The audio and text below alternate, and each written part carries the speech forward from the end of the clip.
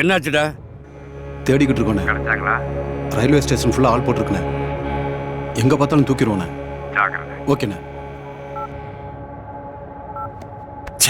சிக்க மாட்டேங்கிறானே. இது சுகர் மாத்திரை. தெரியும் தம்பி. தூக்க மாத்திரை நைட்டு மட்டும் போட்டுக்கோங்க. தம்பி. சரிங்க தம்பி. சரி.